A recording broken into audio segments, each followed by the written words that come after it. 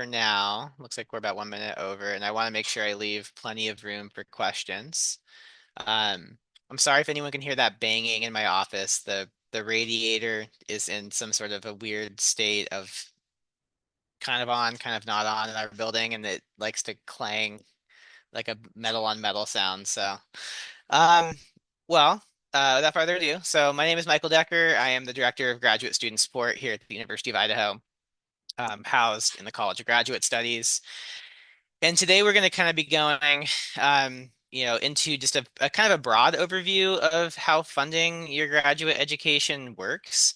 And I want to leave some time for questions at the end because I think that the way that this presentation has always kind of worked is that I'm going to give a sort of a very kind of broad sort of top-down overview of how funding works, and that may or may not actually answer your question. These are, obviously funding at the graduate level is it's not the same for everybody. Not everybody takes the same path. There are common paths to funding, but obviously everybody's specific path is a little bit different. So we will leave room for questions at the end. If you feel that you have a pressing question, Amanda Palmer is my graduate assistant over here, and she is going to be monitoring the chat.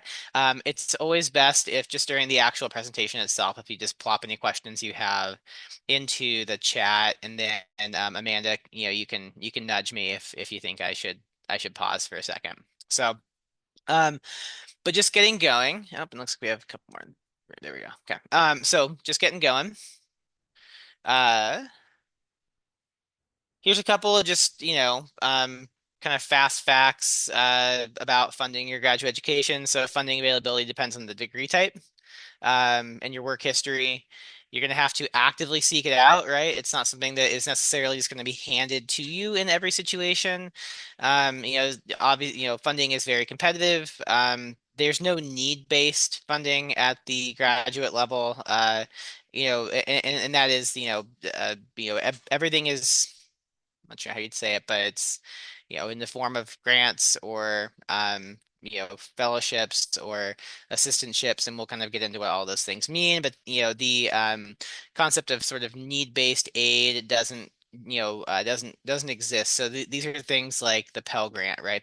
That you may have received as an undergraduate. That doesn't. We don't have that at the graduate level. There's no sort of federal need-based funding. There are some scholarships, but there are not as many as at the undergraduate level. And then we'll talk a little bit about kind of internal and external funding sources as well. And then I might kind of be getting ahead of myself here too, but going back to that first bullet point there, the funding availability depending on degree type.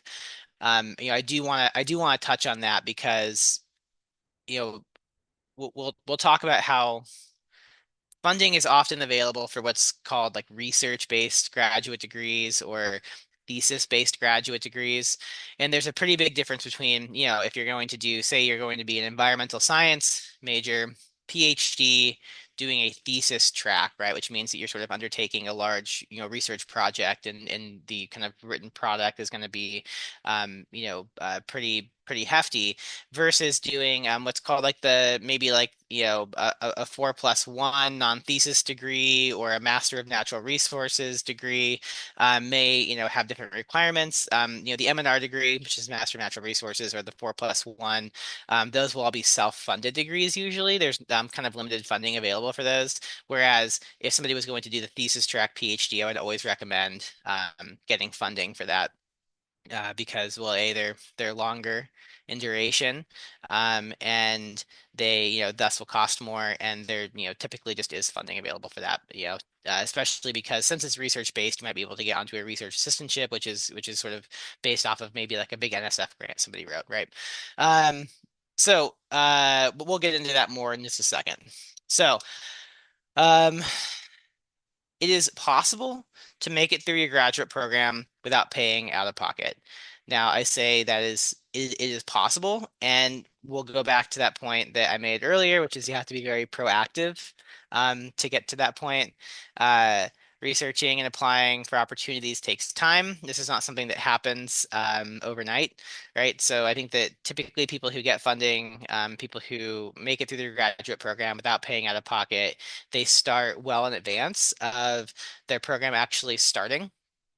All right. So say you are trying to get into a, we'll just use the environmental science PhD example again. You're trying to get in the fall 2025 semester.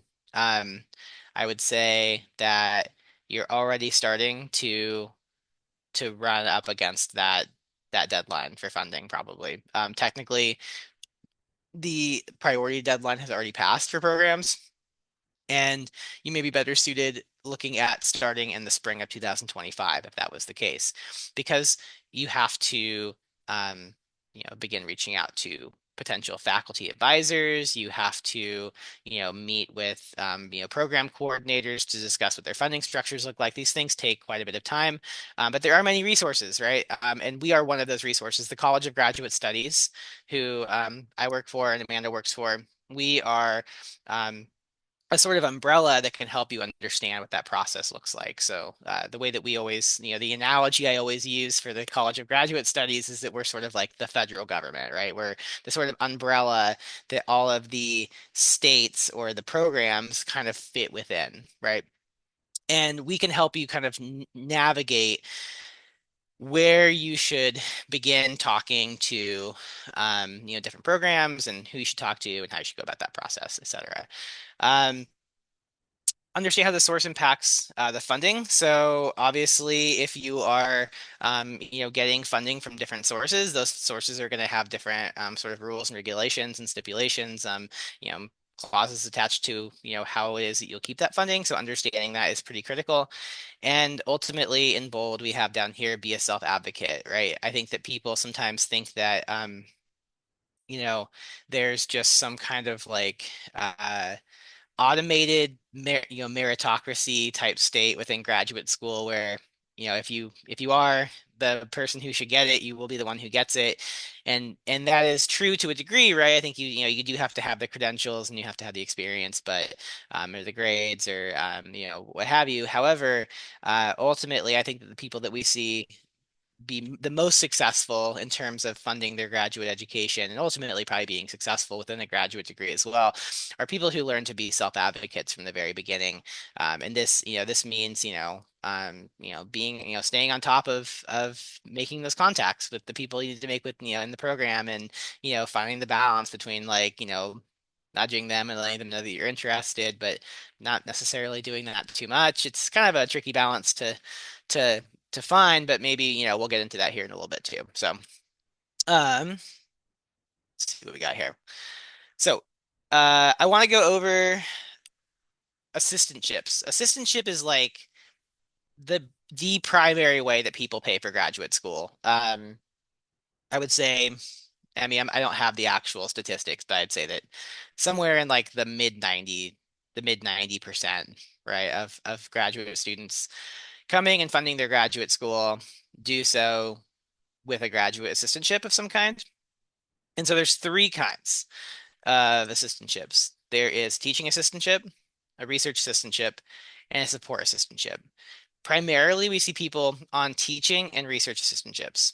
A support assistantship is pretty rare. Amanda is technically a support assistantship, whereas she's not necessarily on a Amanda, who's here in the meeting with us right now. She's not necessarily on a research grant, nor is she teaching in an official capacity. However, she is technically classified as a graduate assistant in the HR system. She gets a tuition waiver, much like an assistantship would. But this is sort of the larger umbrella that these three fit into right here. Um, so what is a graduate assistantship? They are a 10 to 20 hour week appointment, um, paid work experience in the field of study that you want to go into. Um, the point of them is it's kind of twofold, right?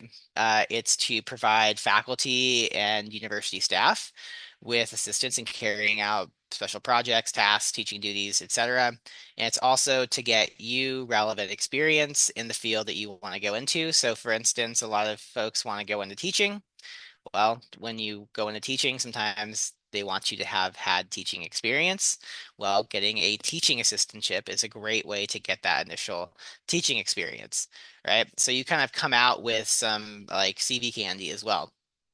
Um, they come with and this is, I guess, I suppose not always. I don't know of many that don't though. A full tuition waiver. Obviously check that. This is not something that is that there's no rule saying that assistantships have to come with a full tuition waiver. I would say that most of them do though. And so that's why people often do them, right? Is that they do it because you can get your tuition covered and you can get a small paycheck, right? So you get a stipend for living and you sometimes, depending on the assistantship, can get health insurance as well.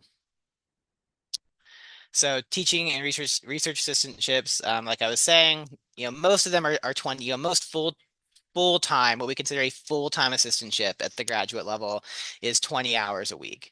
For a teaching assistantship, that could include, teaching courses, designing courses, helping grade papers. You could be leading review sessions, or you can oversee lab sections, right? So, sometimes, like especially in like STEM fields, like bio or natural resources, you might have a course where the the professor, like an actual faculty member, is teaching a lecture, and then you might oversee like a lab course. I went to graduate school I went for English literature, and I designed and taught all my courses. I was the instructor. So there's a lot of variation in how these look.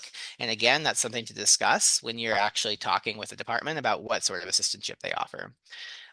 In research assistantships, this is something that is typically associated with a grant that somebody wrote. So, say, a professor in physics wrote a National Science Foundation grant. They may have written in money for two research assistantships, and so those are people who are hired on.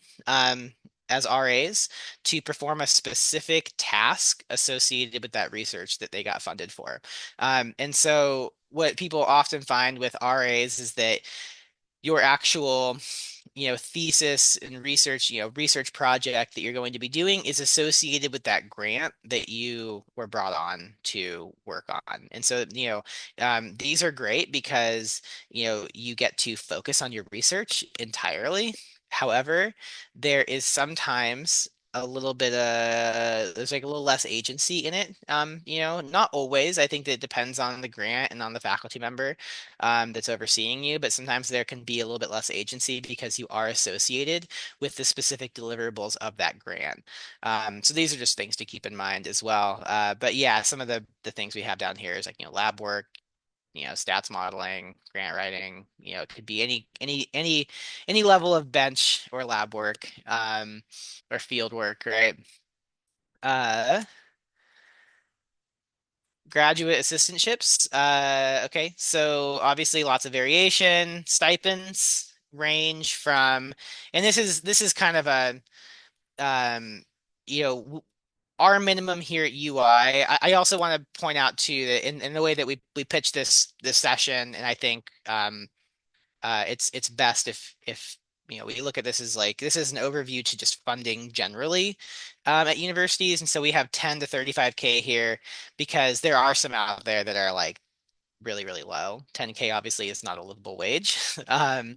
However, you know, our low end, I think our low end here at UI is like 14.8. I want to say, I mean, don't quote me on that. I know we just had a slight adjustment. Um, it's a little bit higher. That's the lowest you'll get. That's typically like our comm TAs, our communications, like people teaching like intro speech courses.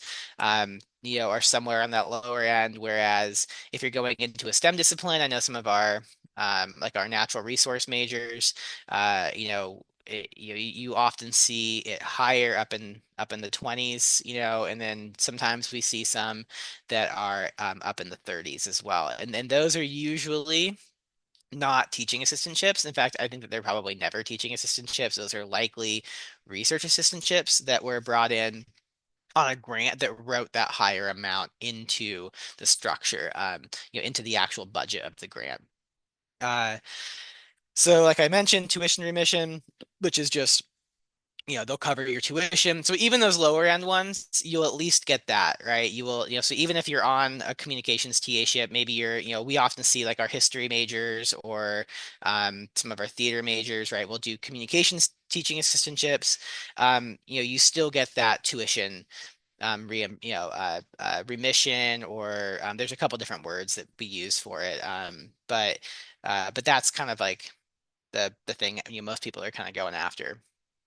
And then, like I said, sometimes you can get other benefits as well. So I know that sometimes, there can be agreements like we have, you know, a, an assistantship here in COGS that we are negotiating with another department where we'll pay the stipend, but they'll cover the health insurance, or like I said, sometimes grants will write in health insurance to the budget of the grant, in which case the assistantship may come with that, right? But these are details. These are details to be asking about when you are talking with the department.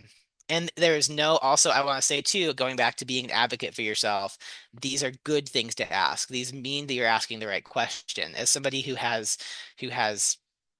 interviewed um, you know, people looking for assistantships, also people just looking for jobs. I will say that there is something like I think people feel like they're being like annoying by asking about the details.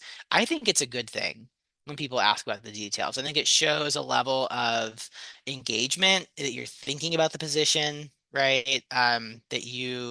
Yeah, I don't know. I think that these are actually good things um, to be talking about. Maybe not initially, maybe don't lead with pay, but like at some point these details have to come up, and I think those are great things to be asking about. Um, so yeah. So how do you get one? Um, some assistantships are awarded directly. Now, that being said, this is something that you should confirm. So there are some departments that essentially their logic is this. If we admit somebody we will give them we will give them funding, right? So we are only going to admit people that we have funding available for. And so oftentimes these are programs that don't fall into the realm of what's called like a professional graduate degree. These are programs that are often research based or they might be in the humanities as well. And so the reasoning for this is that so say you're going to get an English degree like I did. Well, it wouldn't make sense, and it probably wouldn't be moral for a program like that to be admitting a ton of people without funding, because the reality is that like you're not going to come out of that degree making $200,000 a year. You're not going to. Um, and that might be after a whole career or something you might get up to that point, right? But like you're not going to come out making that. And so it doesn't make sense, nor is it probably moral to be, uh, you know, assuming that people are willing to like, undertake debt or something to go through that program. So a lot of those programs say, okay, if you get admitted, we will fund you, right? That makes positions a lot more competitive. Versus something like a Master of Engineering program, right? Where our Master of Engineering programs, often they are what's called like a professional master's degree, and they will admit people without funding. But it's because if you get that degree, there's a really good chance that you're going to make it's the ROI, the return on investment, is going to be very good, right? Um, so. So yeah, so some will award it directly, but it depends on the program. So say you are going into an engineering program, they likely are not going to award that directly. That will, you probably will have to negotiate that as you undergo the actual application process because they do award they do accept people without funding because the ROI is so good on that degree. Um, so kind of covered that. Yeah, I always get ahead of myself here. So, um. Oh, this is something that I kind of touched on this a second ago. Good to know. Does the university offer any assistantships outside of the department? So this is what I was getting at earlier with the communications TA, those speech classes. So sometimes what you'll see is you'll have these programs or these classes that don't have a graduate program attached to them. Like we don't have a Master of Communication program at the university. However, every undergraduate has to take communications at some point in their degree.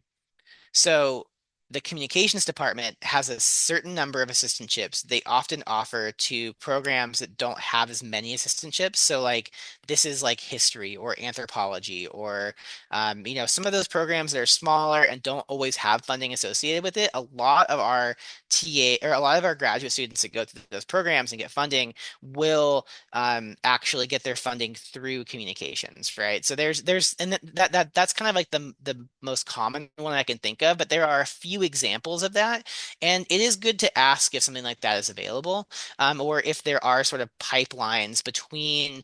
The department you're going into and maybe another department that doesn't necessarily have a graduate program, but perhaps has assistantships associated with it. These are good questions as well to be asking. Those opportunities are out there. Reaching out to faculty. This is kind of a this is a tricky one. So essentially, like the way that you get funding oftentimes is that you kind of you reach out and you kind of you foster some sort of dialogue with a faculty member about coming and getting funded. Right, so this could be a faculty member who just has some clout in the department and like wants to work with you, and there's teaching assistantships available, and they can put a good word in for you to get one of those teaching assistantships. Maybe they're a faculty member who sits on the review board. I know that I have sat on a review board for graduate programs, and people have reached out to me asking about, um, you know. Here's my qualifications. I'm looking for funding, that kind of thing, right? So that they're kind of in the back of your mind. And then also faculty who may have um, grants that they're recruiting for as well. The big thing is that you want to reach out, you want to be persistent, and you don't want to reach out too much. Sometimes faculty will not email back, and almost never is it I you know ideal to just keep sending them emails over and over and over and over and over and over again, right? So I would say like email them, follow up maybe if they don't get back to you in like 2 weeks, you can follow up. And I think that sometimes, and this is sort of tough to have this conversation with students, but like if you do that and you still don't get a response, that might not be the faculty member to talk to, right? I think that faculty, it's good to kind of acknowledge when it's not when the interest isn't there. Doesn't mean you're not qualified, doesn't mean that you wouldn't be an awesome graduate student. Sometimes faculty just don't have openings and they don't, frankly, I think that like I could try I could sugarcoat it. Sometimes they just don't want to email back because it takes time, right? They'll email back if they have something open. So I would say that if you aren't getting a response, move on to another faculty member or even look at other, it could be a sign that maybe other programs at other places are actually a better fit. um, in terms of what the actual email should look like. I'd say be very direct. Don't write some big sprawling email. Don't include unnecessary details about your life. Um, you know, don't, be authentic, but be direct. And, it's okay to attach a CV because that's kind of like a non-committal way. If they read if you have a paragraph, like a pitch you can send them, right? Indicate that I always say it's good to read publications by that faculty member, understand what they're interested in researching, indicate that you've done that, that you understand what they do, that you're interested in working with them for that reason, um, and then attach a CV. And if they're interested in you, they'll take a look at your CV. So, um, yeah.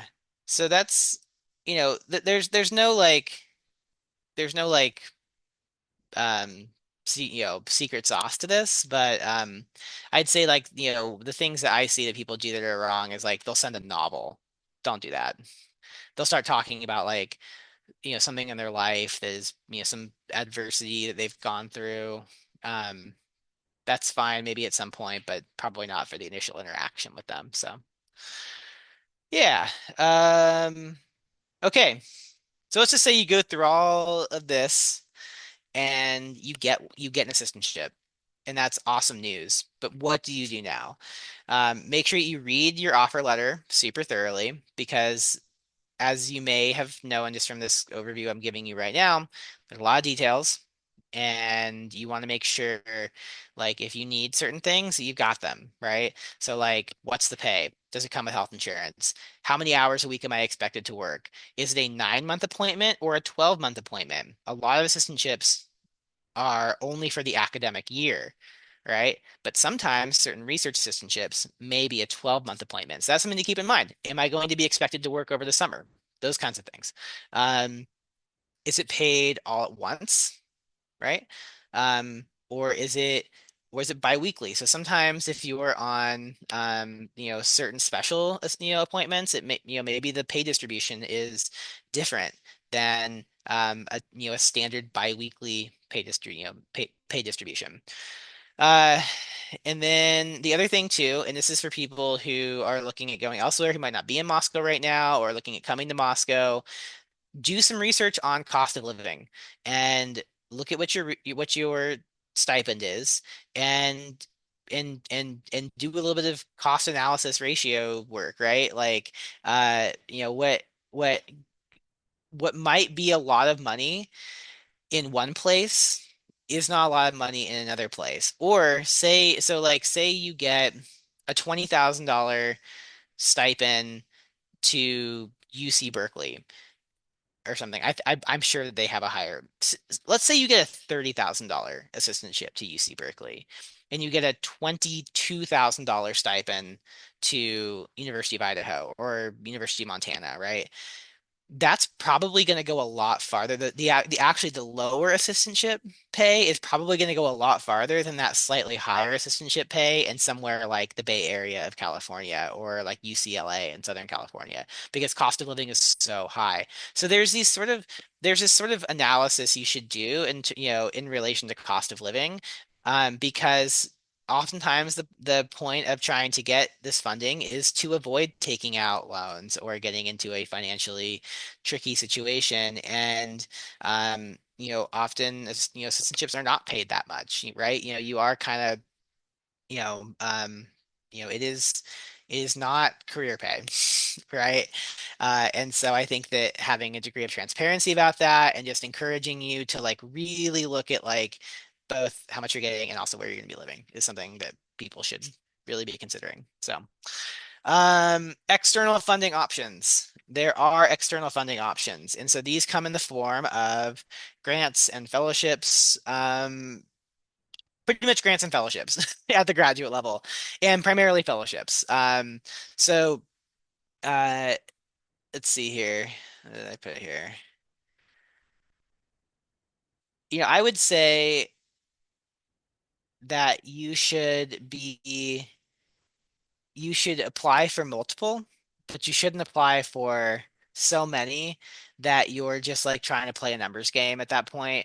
I think that fellowships are a little bit different than maybe like scholarships at the undergraduate level in that they do take time, they take a lot of care, and they they're just kind of like a different sort of beast than scholarships at the undergraduate level. So we'll go into what a couple of them are. Wait. Oh, yeah, actually, let me go back. So, like some of the big ones that you do, in terms of like undergraduates going into graduate school, or even like first year graduate students, like the big one that we see, especially in STEM, is the NSF GRFP, the Graduate Research Fellowship Program. I know that COGS, we specifically help get through about 9 students a year. Um, applying for this. There's also other ones like Ford Foundation, and the NIH has what's called some F series fellowships, and so these are all things to look into as well. Oftentimes, you need to have a faculty advisor on board who is willing to work with you or at least develop a research plan to put one of these through. And I want to also take a moment here to pitch if this is a process that you're interested in, but you're not quite sure how to get going with it. And you are a University of Idaho undergraduate student, or maybe you're a graduate student who doesn't have funding right now. We do have two courses. I'm not sure why I didn't have a bullet point in both of these. We have INTR 507, which is grant writing and development, and we have INTR 512, which is fellowship development. And I teach both of these courses, and the goal, especially of the fellowship development, is to actually workshop an application for a graduate fellowship. And so a lot of people who do it do GRFPs. I'm also working on what's called or actually, I'm not even working on it. I have a version of it up in the Canvas course for both of these classes. What's called the Fellowship Dictionary. That's what I'm calling it. It might be a better word, better name I could have come up with for that. But it is a document that I've created that has different fellowships by STEM and non-STEM, right? Broken up, and then by specific discipline within each of those categories. And so I'm hoping that will help people find them because oftentimes people will come to me and they'll say, "Hey, I do this highly specific thing. Do you have a fellowship I can apply for?" And I say, like, I mean, there is one, but I can't just like whip that out of my head though. And so we're actually working on a document to help people sort of locate and then apply for these. And in particular, the INTR 512 um, can help people do that. I'm going to make a pitch. I'm going to make a super last minute pitch right now. If you are someone who thinks that you could do it, even if you're an undergraduate, I can give you an override access. The class starts tomorrow. It's a late 8-week course. It's totally online, right? So we do the whole thing via Zoom. So you don't have to actually show up to a physical location, which I think is easy for a lot of people. It's Tuesdays, 5 to 6 p.m. Um, you can still register, you know, today or tomorrow for it if you'd like. So, and I'd be happy to help you, look into different options to workshop. For the upcoming or the next even, so some people will be looking at, actually, if you're going to start a fellowship application right now, it might be too late for this upcoming year, but if you're looking at maybe for the spring or for the following year, it would be a great time to start workshopping for one right now. So yeah, other places to look, we have a database called Pivot that's available to all University of Idaho students. Pivot is like a huge funding database. I'd say that the problem of Pivot is that it's inundating to a lot of people because there's so many funding options associated in Pivot. But it is good. It is a good resource if you learn how to kind of hack it and use it. And then, like I said, I've also been developing a fellowship and grant dictionary. Feel free to reach out to me if you want, and I'm happy to pass that. I literally have it in a Word document. Is where, yeah, it's not very sophisticated, but it is I have taken a lot of time to compile different options. So, feel free to reach out to me. I'll drop my email on the chat after this, and happy to help anybody out.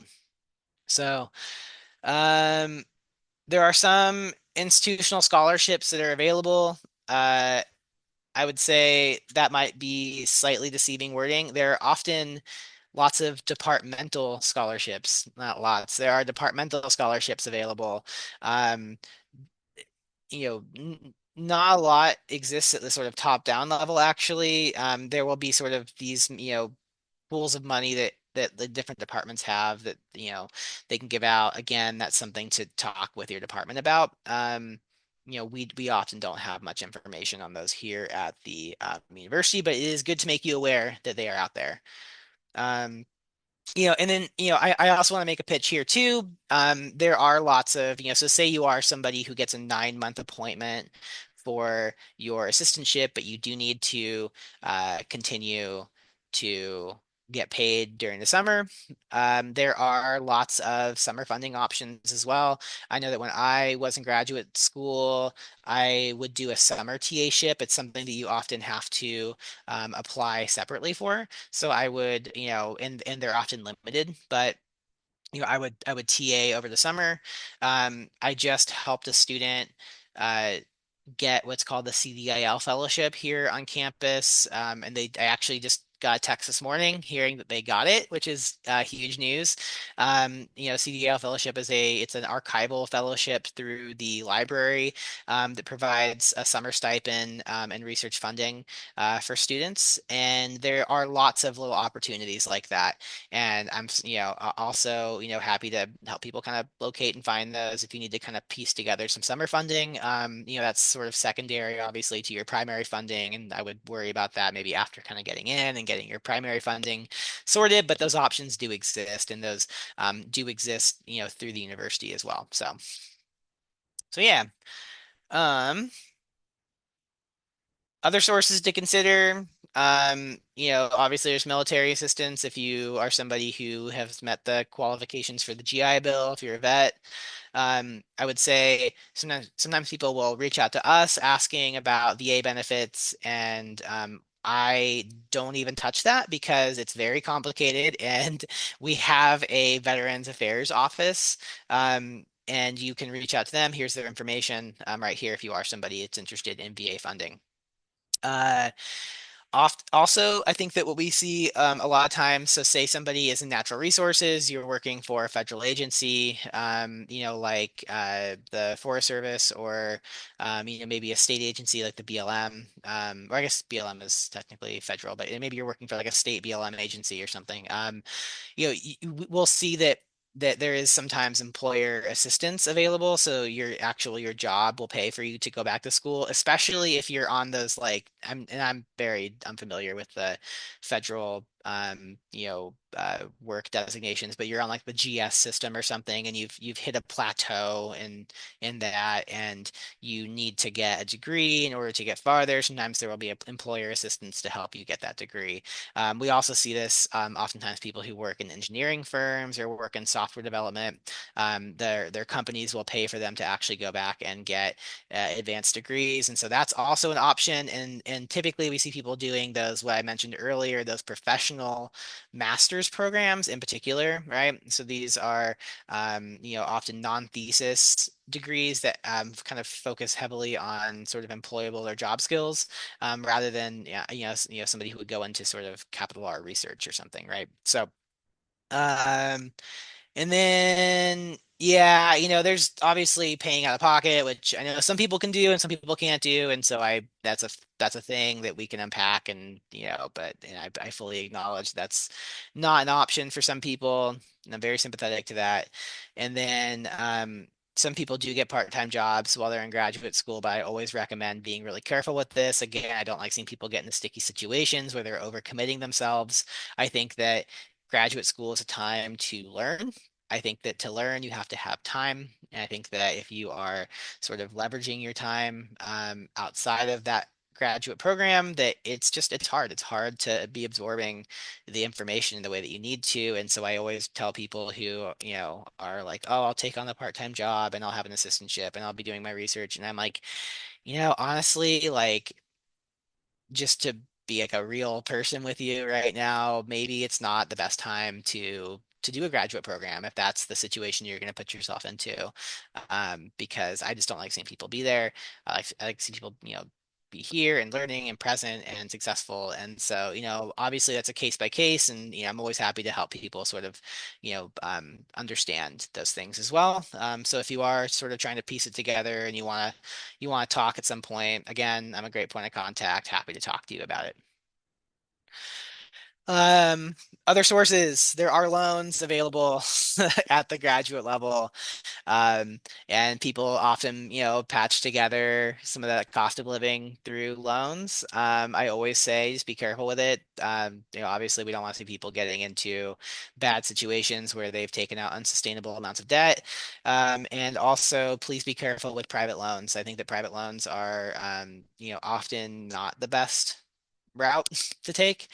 They don't have many of the protections that federal loans do, and so we always recommend people talk with financial aid. People seem to think that financial aid is just just loans. That's all they do. They also do financial counseling, and they'll help you understand what repayment would look like and how much the payment would be if you took out this much and those kinds of things. And so those are all good services to use, and I highly recommend doing it prior to taking any loans out. Just something to keep in mind. Um, but yeah, but that being said, even if you aren't going to be taking out any loans, I always recommend filling out a FAFSA. We always tell people this. Filling out a FAFSA does not mean that you're obligated to do anything with it, but it is how we often, so in the rare instance when there is some sort of need-based aid that comes sort of top down, the way that that need is assessed is always through the FAFSA. So this is something to keep in mind, that it's good to have a FAFSA on file, even if you don't plan on taking any loans out. So, because in the rare, I'm gonna say rare case, right? So, the famous example is during COVID, there was a lot of need-based aid that went out. And the way that that need-based aid was established was through the FAFSA. And so a lot of people didn't get it because they didn't have a FAFSA on file. So people lost out on, you know, a good little chunk of money, right? So just something to keep in mind there. And then one final piece of advice on all this, I'm a big fan. Stay organized. Make sure that, if you're applying for things, you know when the deadlines are, you know how much the funding is, you know how long the funding is, and it's good to compile these things into a spreadsheet if possible. Maybe the spreadsheet's not the way you do it, but just keeping yourself organized is honestly pretty key. Uh, so so yeah, that's kind of what I got for you today. I'm gonna drop my um, I'm just gonna drop my email in the chat really fast. I know that was a ton of info all at once, but I would love to answer any questions that folks have if you have any specific questions. Let's see. Carrie Allen, how would you go about researching professor research? Oh yeah, this is a great question. Okay, I have visited professors who have research I'm interested in, want to hear more. Um, yeah, I mean like the way that I always did it was if you go to if you go to our graduate programs offered page. Amanda, do you know where that's at? And could you find it and drop it in the chat? Can you say that one more time, which page, and then I'll find it? Graduate programs offered. Yes.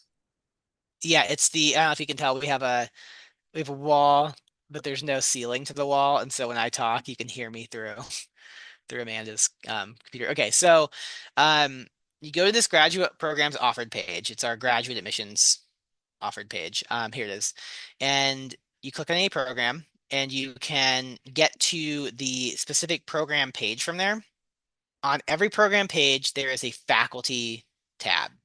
And on the faculty tab, you can go to individual faculty members, right? And that will have all of their recent or either recent publications or publications that they want to highlight.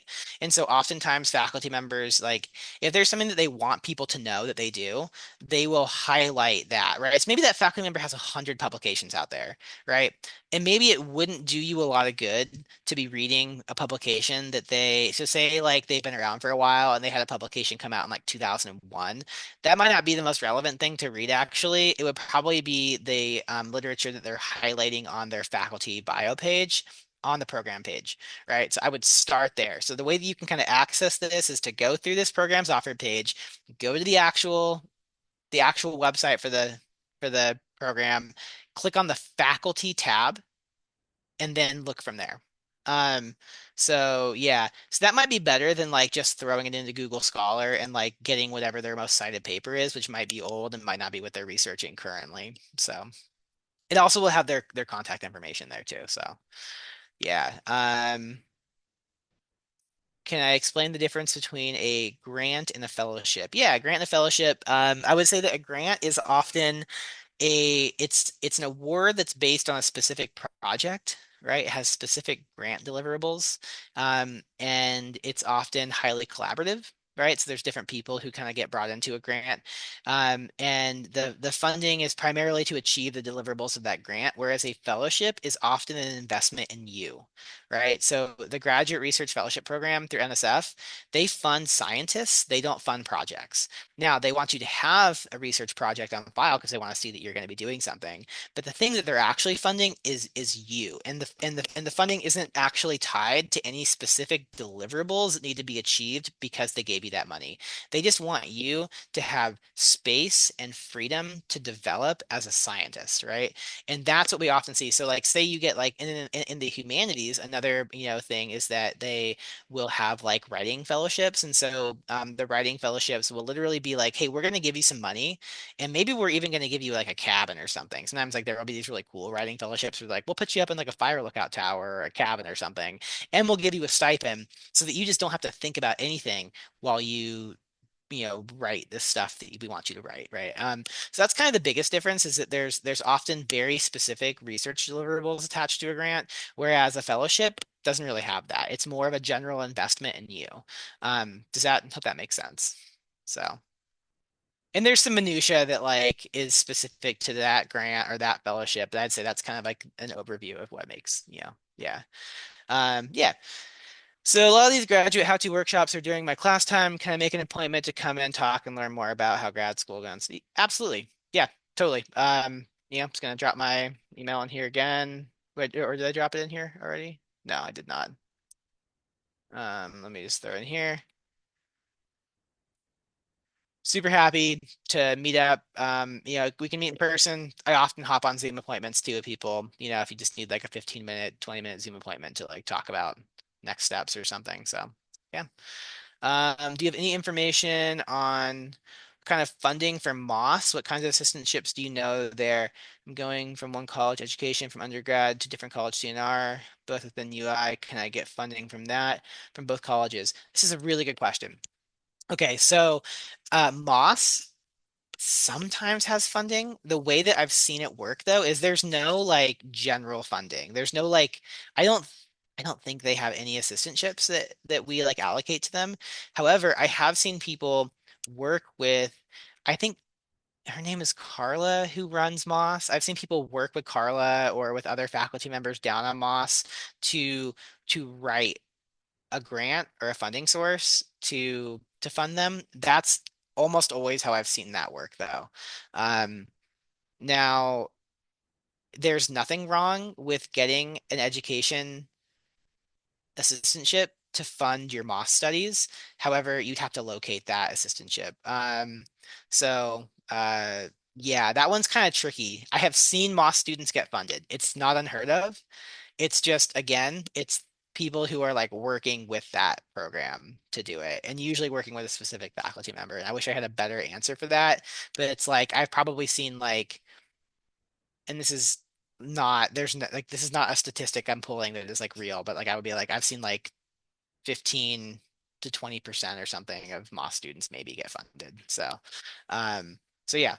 Um, yeah. Yeah, okay, yeah, no, exactly. So Carla would be a great, I think Carla runs that program, and so I think she would be a really good place to start and just express that. So yeah. Um, as a follow-up, do you have to be admitted to a grad program before applying to a fellowship? No, you do not. That's, well, okay. No, you don't. There may be fellowships that say you do. So what, there's three ways to classify fellowships. There's phase one, two, and three fellowships. Phase one is that it's literally like to fund the program, to fund the whole program. And so people often like for the GRFP, they might want you to have a faculty advisor who's going to like kind of vouch for your research program and say like I would accept this person. But then if you wanted to like take it to a totally other program, you want to like use that fellowship to actually leverage getting into a program, there's nothing wrong with that. NSF does not does not care at all. And I'd say that like a lot of those phase one fellowships are probably like that. I would say definitely like look at the, I would talk to a program officer, I would ask them to confirm that, but it's definitely not unheard of. And I would say that you do not necessarily have to be like admitted. You have to be working with a faculty member in some capacity. But it could be like an undergraduate research faculty, or sorry, undergraduate research advisor that you're working with. People do that all the time, and then they'll get it, and then they'll leverage it to go somewhere else. So those are options. Those are totally options. Yeah. Okay. What else does somebody have for me? I'm happy to answer. Happy to answer some more. And we can also turn off the recording if people have questions they don't want to ask on the recording. So I'll do that.